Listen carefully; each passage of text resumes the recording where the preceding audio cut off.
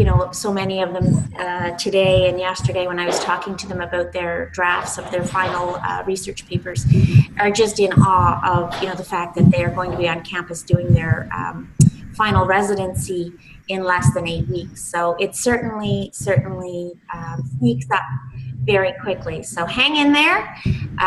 You know, you're rounding the corner of the halfway point, and you can look forward to being reunited as one big happy cohort again in a few short weeks. So first and foremost, of course, want to acknowledge the traditional lands that Royal Roads University exists on the traditional lands of the Assepswan and Luangan ancestors and families who have lived, hunted, fished, and gathered here since time immemorial, and who shared these traditional land resources with the neighboring Shuanu and Suk nations. It is with gratitude that we now work and learn on these lands where the past, present, and future of Indigenous and non-Indigenous students, faculty, and staff come together. So we want to just review that quickly for you. We'll go through the next upcoming courses, what you can expect in 506 and 610. Likewise, what those couple of students that are going through the thesis can expect. I also wanted to chat a little bit with you about a cohort rep. Your cohort is in need of a new rep. Adam has had to step away from the program for a little while, so we're going to be looking for a new cohort rep in the systems leadership side. And as I said, go over the assignment feedback and certainly any questions and answers. So if there's anything pressing right now for anybody that they really hoped that we would touch on this evening, by all means, if you'd like, I'll just kind of give up the mic here. If anybody wants to grab the mic and make a note of it, we can make a note of it as a group so that we don't forget.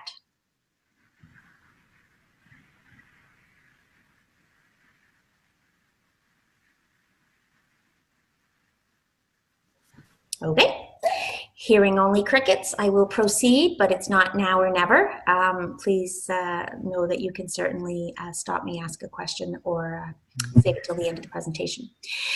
So, as I mentioned, those of you that are finishing now the systems leadership stream are finishing HEAL, or just beginning actually, HEAL 540 with Roberta Mason. And the rest of you that are in the international business development stream have started 545 with James Paulson. And you're just in the first 2 weeks of that course, so as you know, the 9 weeks fly by very quickly.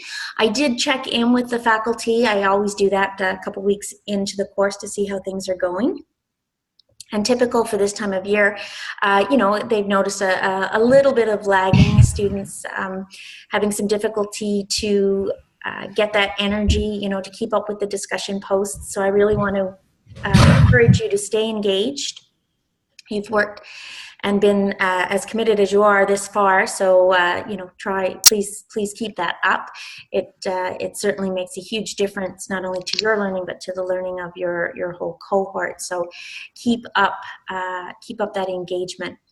Once you finish 540 and 545, you will come back together as a large cohort in 560. Which is quality, accountability, and educational effectiveness. The instructor for that course is going to be Stephanie Ivan. Many of you, those of you in the systems leadership stream, would have had Stephanie teaching 530. And some of you may have been introduced to Stephanie in other courses. She frequently comes into some of the courses and talks about strategic enrollment management. Has a great wealth of experience in higher education, and well, I'm sure you will certainly enjoy working with her. After that course, you'll proceed on to 570, which is taught by Dr. Erwin DeVries, and it focuses on technology and leveraging technology in higher education environments. Erwin is actually world-renowned, having been a real pioneer in distance and online education, learning, pedagogy, and he's held numerous senior leadership roles in different universities across Canada in the IT area, and as a faculty member as well. So this will be his second time teaching that course, and I know that the students last year truly enjoyed and benefited from his experience. Then, though, and again, these 4 courses apply to those of you that are doing the capstone course, so the final research paper. Those of you that are going on through the thesis, you will start your thesis course right after 540 or 545. I'll talk about that in a little bit. So those of you going on after 570 will take LRNT 506. I'm in the process of getting that acronym changed so that it falls in sync with HEAL. Essentially, though, the acronym doesn't change the content. That course is designed to help all of you develop what comprises a research proposal for your systematic lit review that you're going to carry out in 610. So 506 very much leads to 610. In 506, you will identify an area or a topic of research. You'll identify your research questions. You will carry out a literature review to inform your proposal. So you're not at that point in time, you're not carrying out the systematic lit review. Instead, you're conducting a lit review that basically makes a case for why you need to investigate the topic that you're proposing to investigate. So I know that there can be some anxiety about this course for 2 reasons. One, just the whole idea of a research proposal can seem a little daunting, and narrowing in on a research question and sub-questions can seem a bit overwhelming. That is very typical, and not to panic. The course is very much designed to guide you through that process. So unlike HEAL 510, the research methodology course that you took in residency last year, 506 is very individual. So you will find a change in the format. You will be working individually. You will be they don't have discussion forum posts on a regular basis. There's no assigned readings per se. The instructor typically will have a number of live collaborate sessions to review material, to answer questions about the different steps for designing your proposal. But I know that sometimes students get a little shell-shocked when they get into that course and they no longer have something that's prescribing every week for them. So it is more self-directed than the other courses you've taken. In preparation for 506, and I think that that's what a number of you were interested in learning more about, what can I do between now and 506 to make best use of my time? I think you'll probably remember that way back when in 501 we talked a little bit about the value of using any assignment opportunity, so any opportunity that you had to write a paper or to do an annotated bibliography. I really encouraged you to explore topics of interest, because essentially you would have the opportunity to build your own resource, your own library, and to, by the time you get to 506, feel as though you've learned something about a particular topic of interest, and that you probably will have been able to identify something that you'd like to drill down on. If that hasn't been your experience, if instead you've been using the assignments to explore as much as you possibly can, that's okay. You're certainly not at a disadvantage with 506.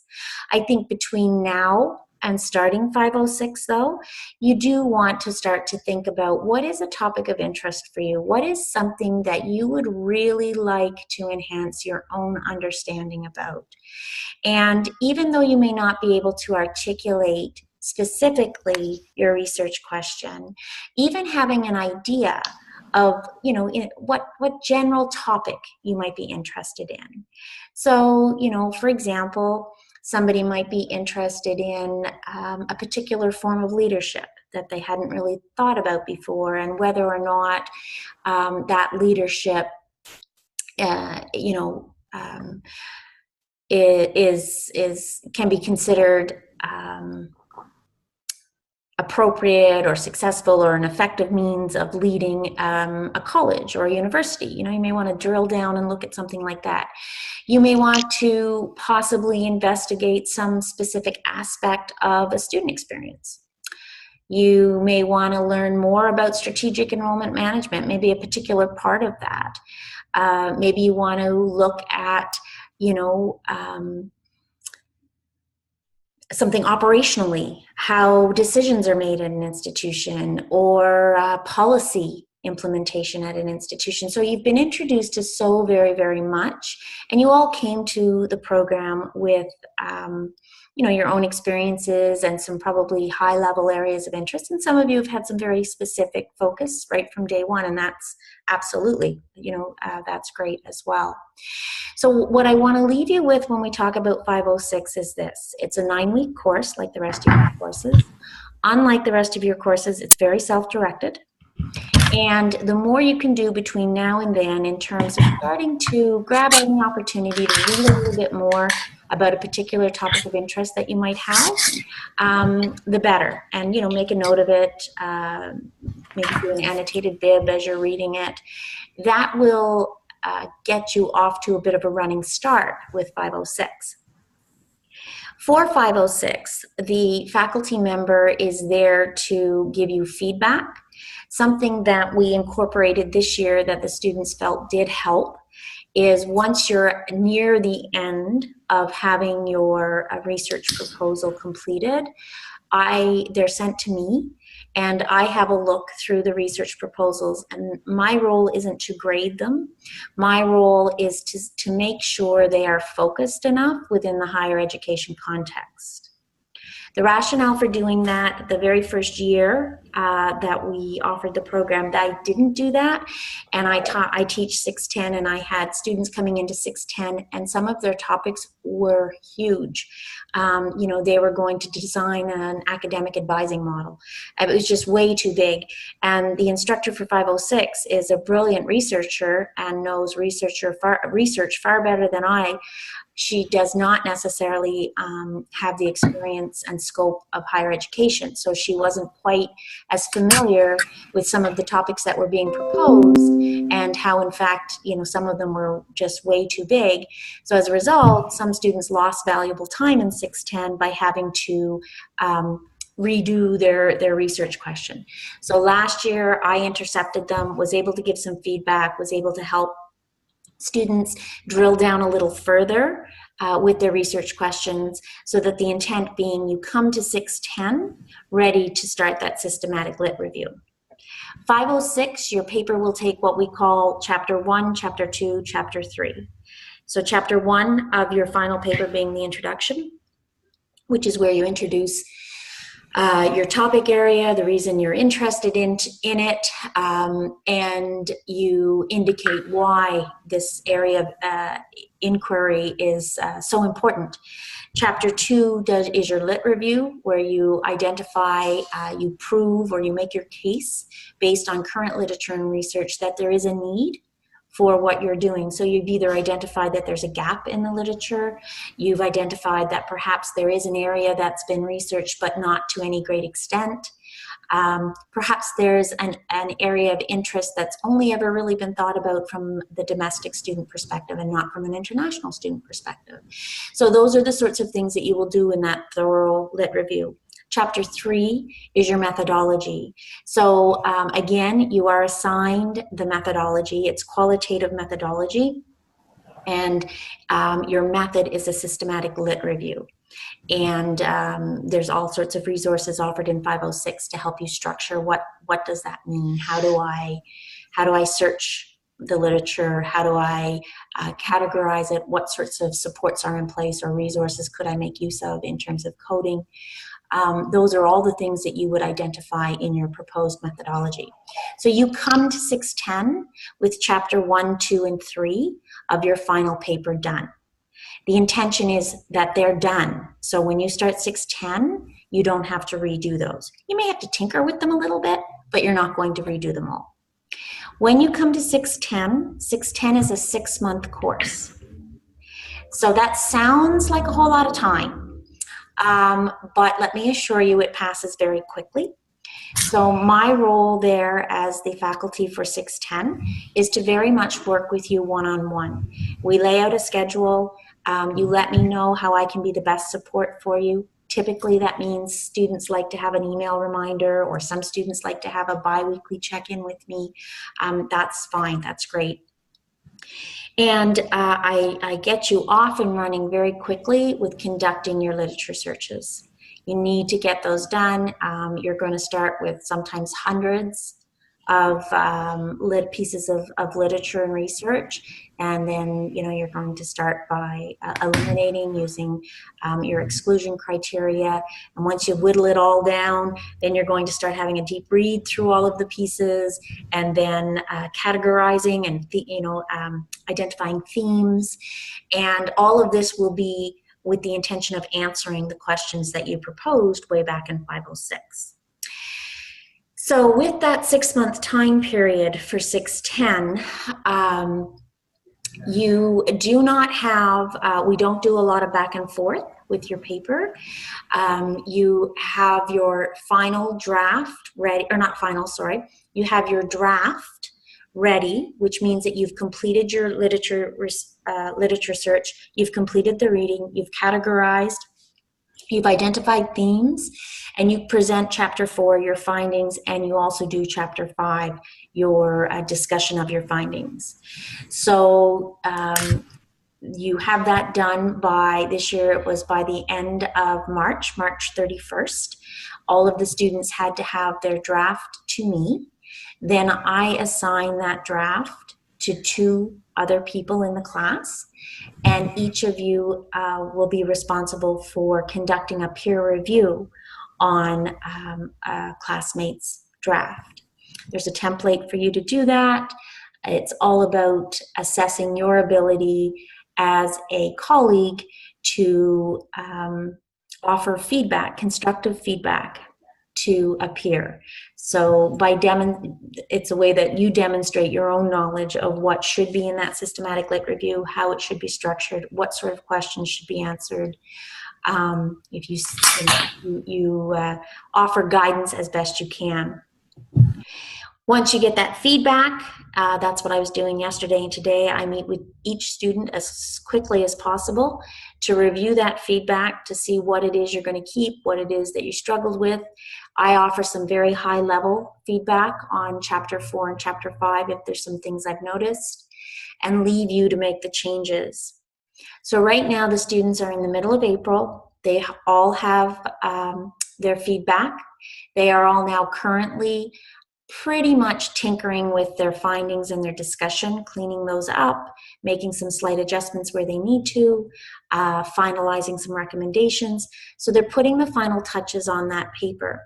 I've encouraged them to have that paper as finished as they can have it finished, no later than the middle of May. I don't ask for it at that point. Instead, what I will be doing in the next couple of weeks is coaching them through preparing a poster presentation. Poster presentation is essentially how you're going to share your research, your questions, your method, and your findings and recommendations with the rest of the class when you come here for your second residency in June. So we do this in stages. I'm throwing it all at you now, but just to kind of give you a sense that there is a method to the madness. But I do want you to understand that right now when you look at 610 and you think I've got 6 months coming my way, please, please, please know that this is not 6 months of being able to turn out a paper in the last 4 weeks. You can't. I have had students that have unfortunately procrastinated, and then what happens in April, they're not ready and they cannot get that paper done by the middle of May. So they end up having to get extensions, and they compromise whether or not they'll be able to graduate in time. So again, there is a method to the madness. The most you can do right now to prepare for 506 and 610 is if you have something that's really piqued your interest, something that perhaps is work-related that's come up that you see an opportunity to contribute to your institutional knowledge that you would like to do your paper on. These are all things to take note of, and start using any opportunity you can to become familiar with the literature and research, and to start to read some of it. Any questions?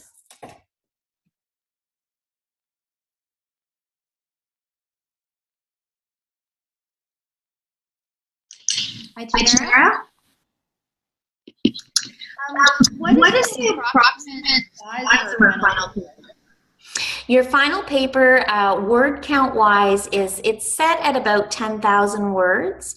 Typically, I find that most quality papers are around the 13,000 or no more than 15,000 word. It's very difficult. I want to put some guidelines on it to let people know, to give them a scope. But at the same time, it's very difficult to give an exact word count because some areas are going to have much more robust literature to pull from, or perhaps be more contentious issues than others. So you certainly have sufficient room to do an excellent job. If you start pushing past 15,000, chances are you're being too wordy. And that's including you coming in with chapters 1, 2, 3 done, and that's included in that final word count. So it's not 10,000 words in addition to chapter 1, 2, 3. It's in its entirety. Thank you. You're welcome. Any other questions? A very popular question that I get at some point is, can we please see templates of other students' work? And I'm not being difficult or mean. No. The reason being, and it's interesting, I was having this conversation with a student yesterday who's halfway through, or is about finishing up 610, and I said, and now do you understand why you can't have a template? Or I don't like to give those. And he said, man, can I ever? And I said, yeah. So until they did the peer review, they couldn't really understand, why can't I just get a template? And inevitably what happens, particularly with students who might be struggling in how to approach a systematic lit review, who are not feeling strong in their grasp of the literature they're reviewing, when you give them a template, typically they start to model their whole paper after that template, and it ends up just being a mess, because everybody has their own flair for writing, and having a template, i.e., examples of different papers, sometimes you run the risk of the topic being too close to your own, and it can skew your own writing. It proves to be very problematic. So that's why we don't provide the templates. Any other questions?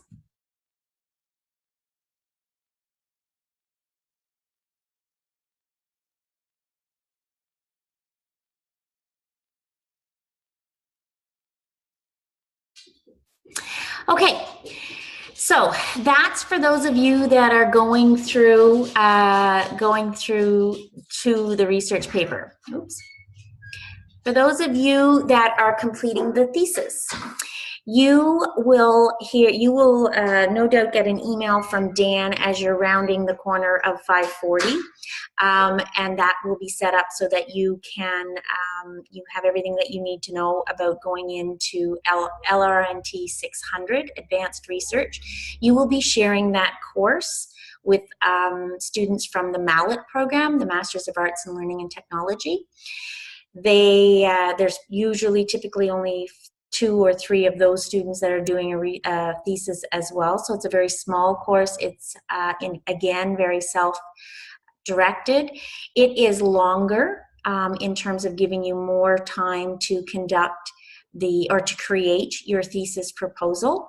And again, the approach is very similar. What you complete in 600 informs what you do in 690. in 690, you have about 8 months, 8 months. It's a very tight timeline. During that timeline, you would submit your final proposal. So basically the document that came out of 600, once you meet with your thesis supervisor, if there's any feedback he or she has for you or your committee has for you, you can put those changes on, make those changes. And then you have to clear ethics. And then you get underway with collecting your data. Again, 8 months, 9 months sounds like a great deal of time. It isn't. Things can happen that can derail you very quickly. It's all about, you know, making the best possible use you can out of your thesis supervisor. He or she is there to guide you, to answer any questions, to keep you encouraged, to give you some feedback. Royal Roads has a very formal process for collecting the thesis, and you'll get walked through that as part of LRNT 600. We use SharePoint. Everything is uploaded there. Again, your thesis supervisor is there to assist you with that process. And essentially, you will conduct your research. You're doing primary research. And once you get your data and you're writing it up, and then there's a very tight timeline between completing the final thesis, getting that approved by your committee, then getting in front of a committee to defend, and passing, and sometimes there's obviously time allowed for minor revisions and things like that. So that's the difference. I mean, the biggest difference is that if you're doing the thesis completion route, you're conducting primary research. If you're doing the research paper route, you are completing a systematic lit review, which is secondary research. Both are will be done to, you know, the highest standards of quality that you are capable of.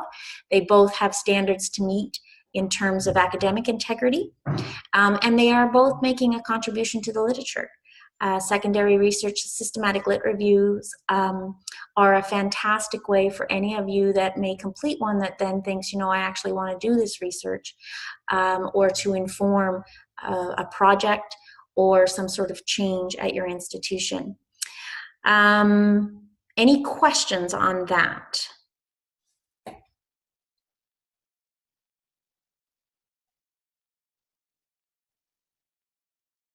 You're a quiet bunch. Okay, so again, folks, I recognize that this is a few months out yet, but you know, there was certainly interest in having a better idea of what was on the horizon. So it's not now or never. If you think of questions, you are certainly welcome to email me at any point in time. So the next thing I want to talk a little bit about is writing. Actually, I'm going to ask a question just so I can shut up for a bit. How are some of, like any of you willing to share your experiences on your own writing, the development, your skill, your knowledge of writing, when you think about where you were at the beginning of 501 and 510 with writing and where you are now? Can anybody share their experiences, whether it's been positive, negative, if you've learned something, if you haven't learned a lick? I'm just going to leave the mic open for folks. Hello. Hi, everyone.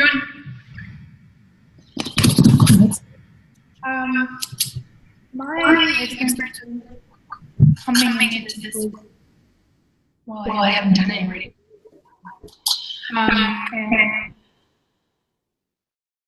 And I've used it maybe 4 times now. They are really helpful. But I have to say that helpful.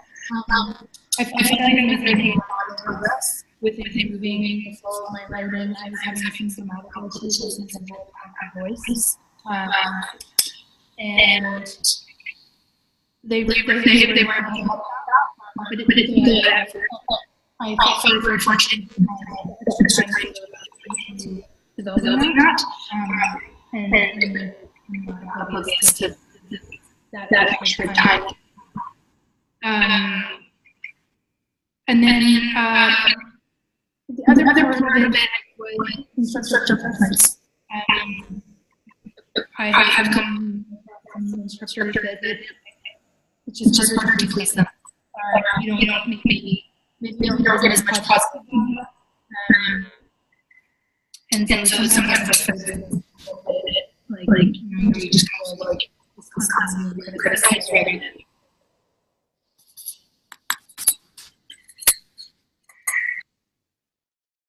Thanks, Rhonda. Yeah, the Writing Center. Anybody else had an opportunity to use the Writing Center?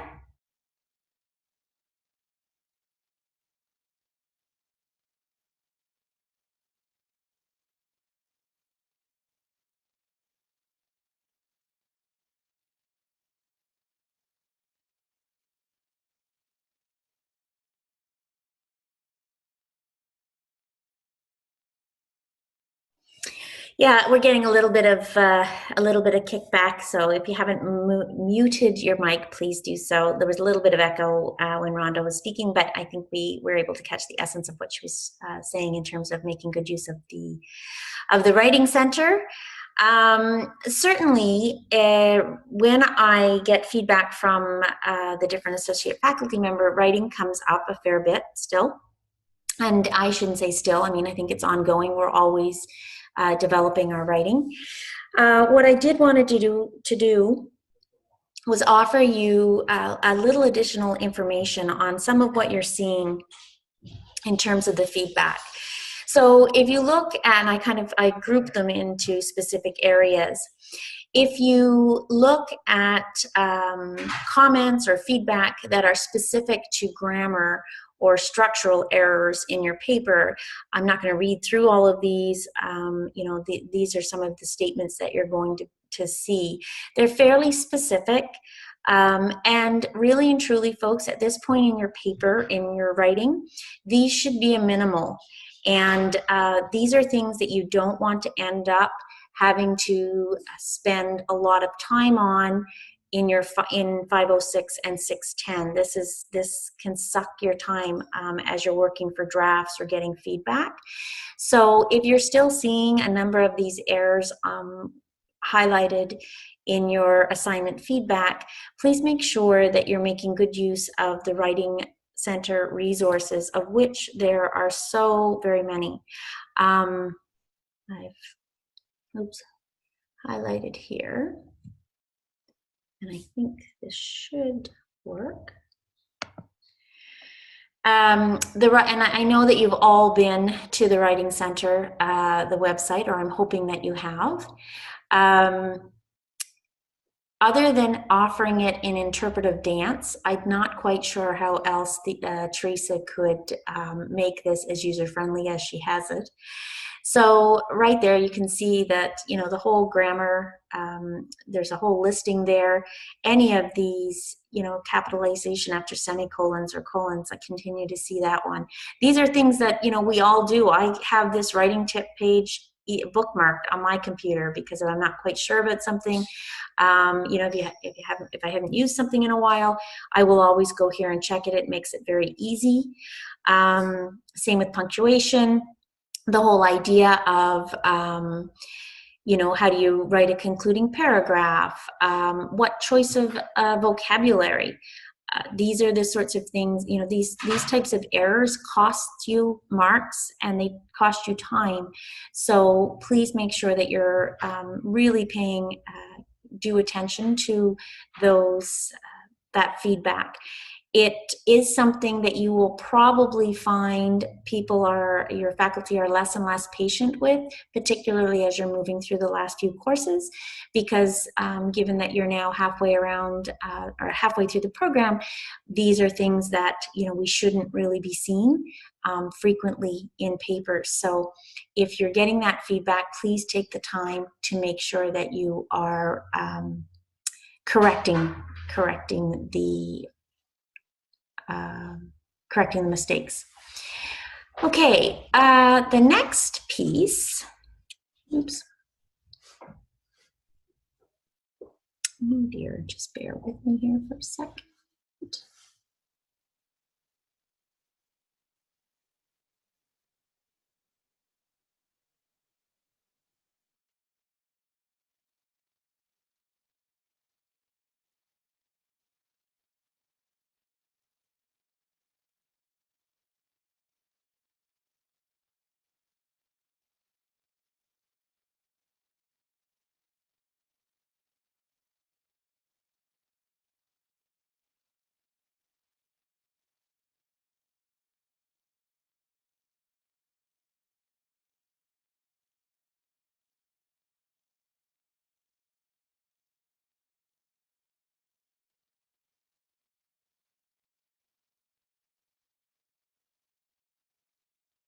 Okay, so the next part of it, of the feedback, tends to have a lot to do with being able to provide an informed, supported, and organized argument. So these are some of the comments that faculty felt they do repeat a fair bit, and it has to do with, as you can see, essentially the focus of the paper not being what it should. That the paper perhaps the author is making unsubstantiated opinions, and you will quite often, that will be highlighted, and you will be asked for references or says who or based on what. And again, at this level, particularly graduate level academic writing, if there's one thing that you should really know and be more comfortable with now, is making sure that what you are discussing, points that you make, are well supported by the literature and by the research. It's not sufficient to just make a statement, pass your opinion, and expect the reader to take that as gospel.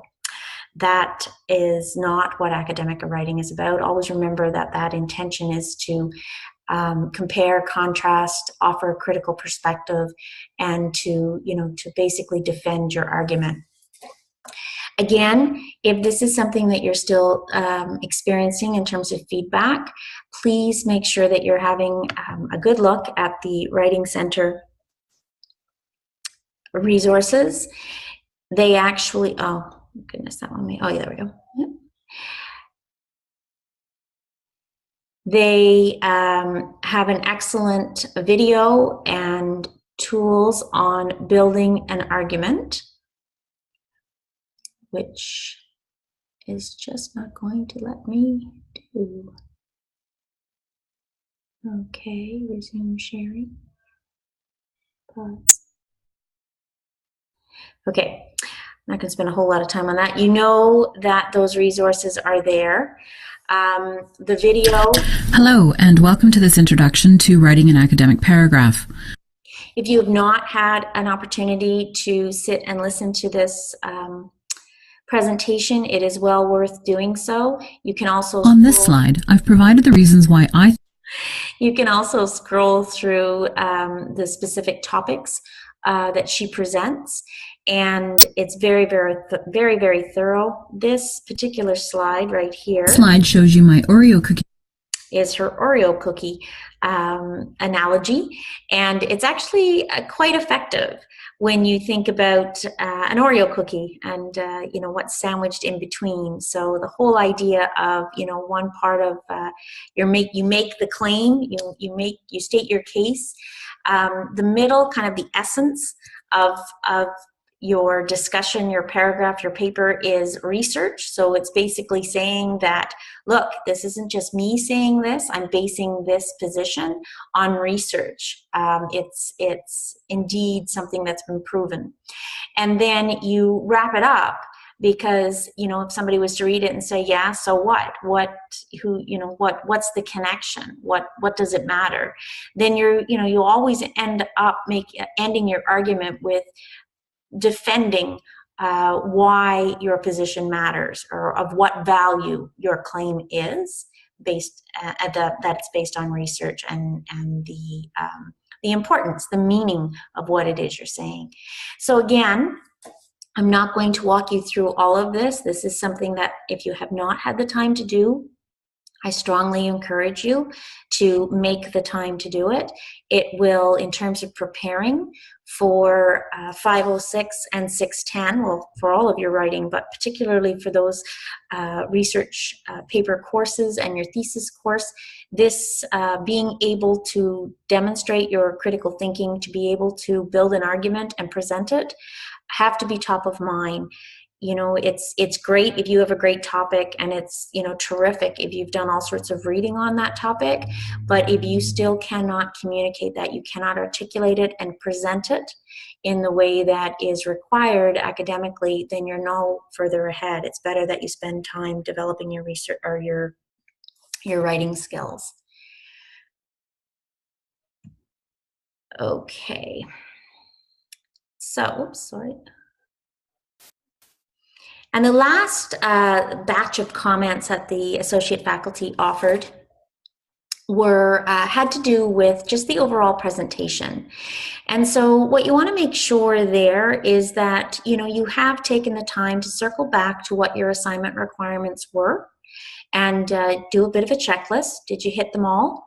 And ensure that you are you have the sections that are required, that you have complied with APA. I'm still seeing in some of the writing that I'm correcting, you know, citation errors, people not using paragraphs, just the very basic things that you should have mastered by the time you get to 506 and 610. I take it, you know, ultimately your success is yours. I really have great concern. We had a couple of students from the cohort before you, the 2016 cohort, not make it through 506. And that's very concerning from an administrator's perspective. I worry about that as a program head. My first question is, how does somebody get through 8 courses of the program and not be able to write well enough to get through 506? So that's something that I'm continuing to think about. How can we put in more safety checks? How can we put in more quality assurance checks? And how can we ensure that the students, that skill development is happening with writing? Because that should never happen. We should not, I mean, if you don't get through 506 because of content, that's one thing. But if you don't get through because you cannot articulate and demonstrate your understanding, your knowledge, and make a solid argument based on research, then that's another kettle of fish. So it, you know, it isn't a given that you're going to slide through 506 because you haven't, you know, you've passed all the other courses, and if you haven't been paying attention to developing your writing, then it will catch up with you in 506. So please, please make sure that you are focused on that writing, that you're still giving it time and attention that it needs. Refresh your memory with the Writing Center tips, and practice. I mean, write. The other big tip that we have is your readings. Take notice, the more you read, the better you will write, because it starts to inform how we speak and how we understand, how we want to communicate our ideas as well. So, you know, in addition to reading something for the content and for its understanding on that topic or issue, have a look at how it's formatted. These are peer-reviewed articles, so they've had to get through peer review. There's an academic component to it, so you know, you can certainly draw upon that learning experience as well to develop your writing. Any questions at this point? Is there anything additional that somebody might like to share that they have found particularly helpful in developing their writing?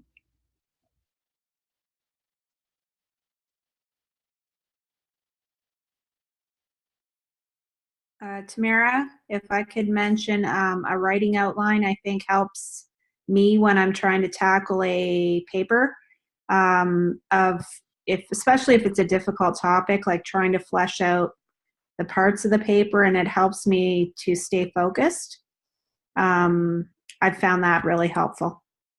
That's an excellent point, Jody. Thank you for that. Yeah, you can never underestimate a good outline, and sometimes that can be the most daunting part because you know, you just don't know where to start. And even when students were writing 610 here the last few weeks, there was a lot of anxiety. The deadline of March 31st was creeping up. And, you know, I just found myself over and over saying to students, just get it down. Get it on the paper, even if it doesn't necessarily make sense to you right now. Just get it down in the groups, in the sections, and you know, walk away from it, go back, and then start to organize. We're all probably guilty of, when we sit down to write a paper, we sit down to write the final copy, and you know, that can be a great pressure that we don't need to put ourselves under. So thank you for that. Yes, outlines are absolutely important, and can save you a great deal of time from kind of going around in circles. Anybody else? Thank you, Shelley. Yes, outlines are very helpful. Anybody else have thoughts or suggestions on writing?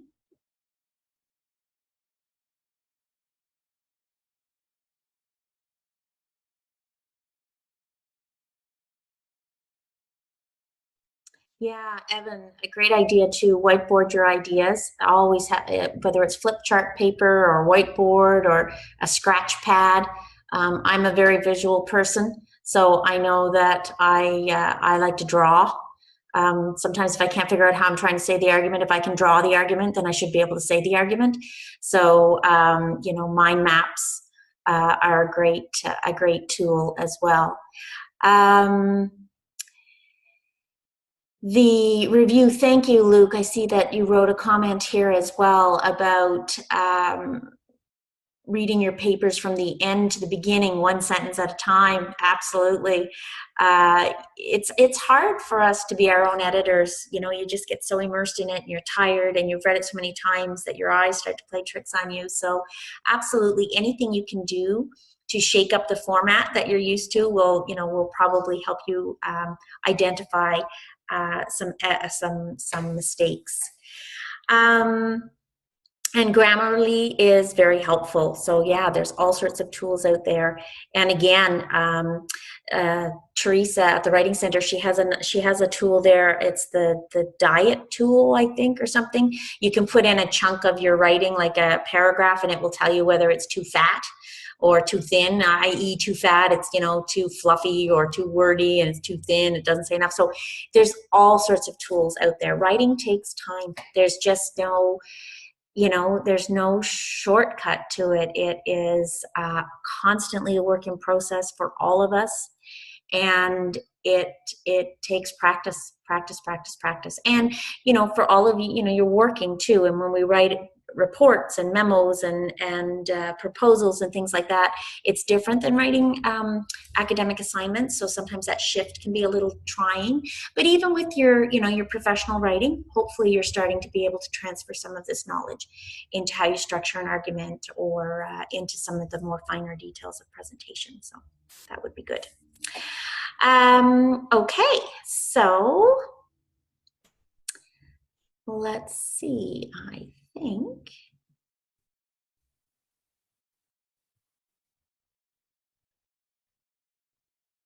that was all that I had formally to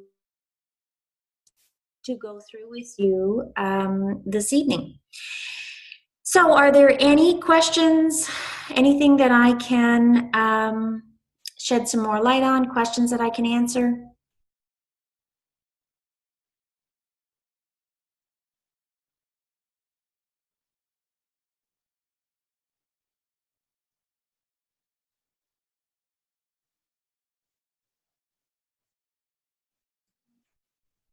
Tamara, the thesis to present it, is that in a specific format? You mentioned a poster format for the other research project.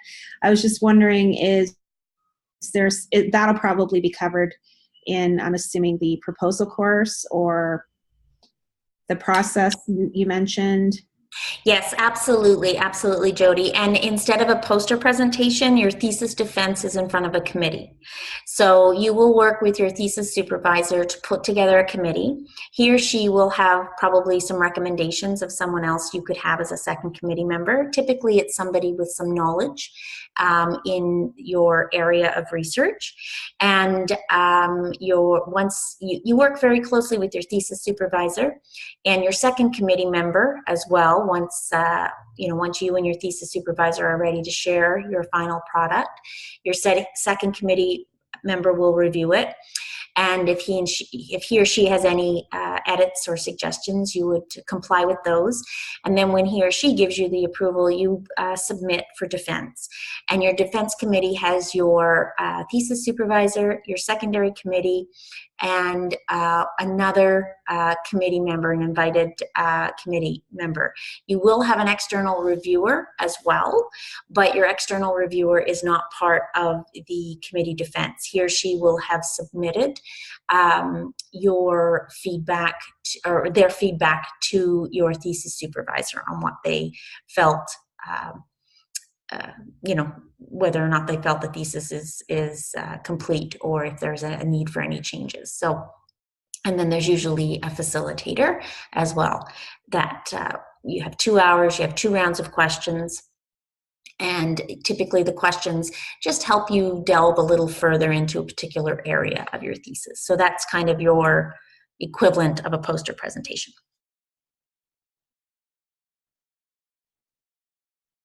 And your thesis, yeah, no worries. Your thesis supervisor will get you good and prepped for that.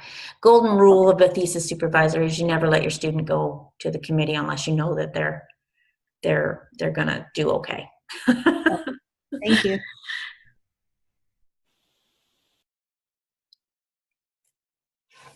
All right, folks. Well, hopefully I've put some of the, anybody who might have had some anxiety around upcoming courses, which is understandable. Like I say, you're at that halfway point, and it's nice to know what's around the bend.